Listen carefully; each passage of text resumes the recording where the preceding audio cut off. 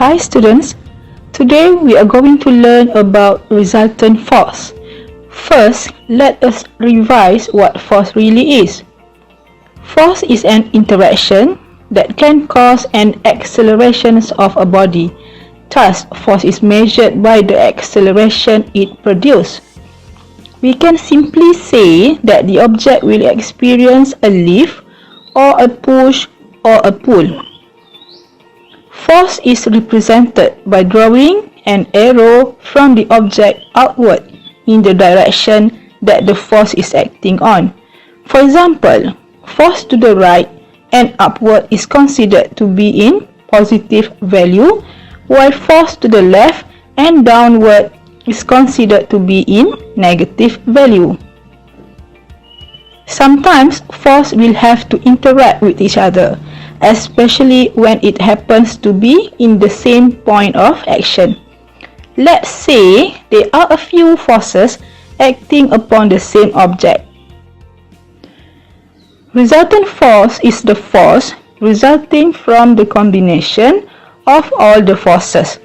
We can define resultant force as the net force, which means the sums of different forces acting on the object.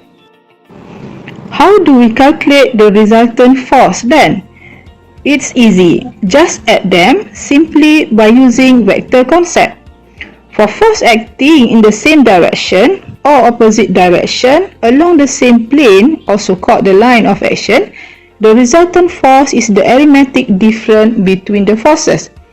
For example, in question 1, the vase has been acted by F1 at 100 Newton to the right and F2 at 185 Newton to the left. The answer for resultant force is 85 Newton. Please remember that the negative value shows us the directions of the resultant force, which is to the left. In question 2, the poles of book have been acted by F1 at 33 Newton downwards, F2 at 20 Newtons upward, and F3 at 18 Newtons upward too. The answer for resultant force is 5 Newton. The positive value shows us the directions of the resultant force is upward. What about for a system that have a few forces acting on but with different angles of each other? Look at the diagram. It shows force A and force B both are acting on the same object with their own angles of theta A and theta B. Remember that as a force is a vector quantity, so it has both magnitude and direction. There are a few methods to solve resultant force with acute angles.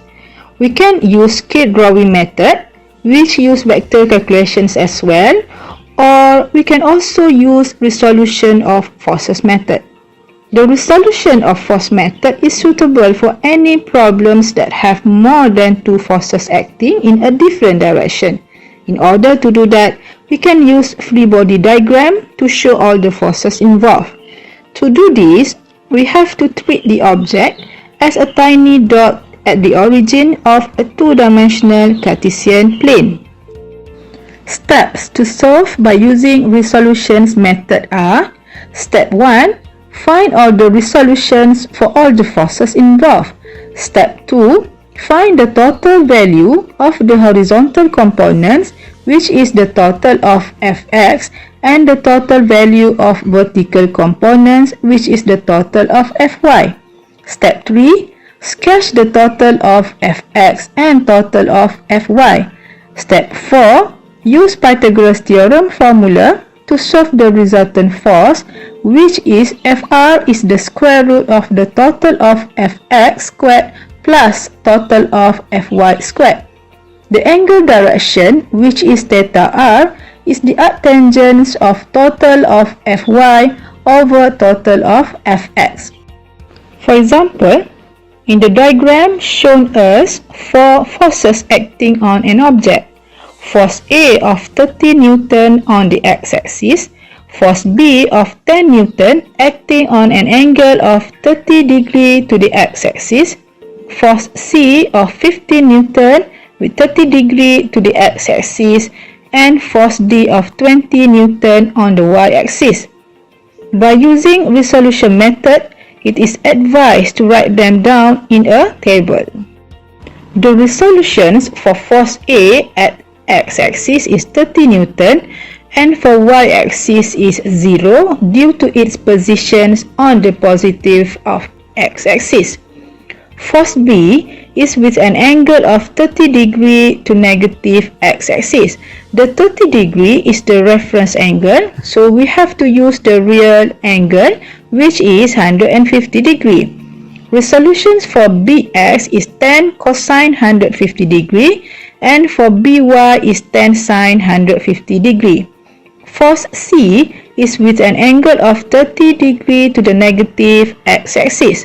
The 30 degree is the reference angle, so we have to use the real angle, which is 210 degree. Resolutions for CX is 15 cosine 210 degree and for CY is 15 sine 210 degree. Force D, which is on the negative of y-axis, will have value of 0 for its dx and negative 20 newtons for its dy. After we have all the components for our resolutions, we will add these four values together. 30 newtons plus negative 8.66 newton plus negative 12.99 newtons and plus 0. It brings us the total of Fx as 8.35 newton. It is positive x and goes to the right. 0 plus 5 newton plus negative 7.5 newton plus negative 20 newtons brings us to the total of Fy as negative 22.5 newton. It is negative y and it goes down. Sketch the total of Fx and Fy to help us gauge which quadrant they are in. Use Pythagoras theorem formula. Fr is the square root of 8.35 squared plus 22.5 squared, which gives us 24 newtons. Next steps is to find the angle of the resultant force. Theta r is arctangent of total Fy over total Fx. Inverse tangent of 22.5 over 8.35 give us 69.64 degree. The negative value of tangent is due to the fourth quadrant they are in and the negative angle from the positive of x-axis. Go on and try using this resolution method to solve other questions. Good luck!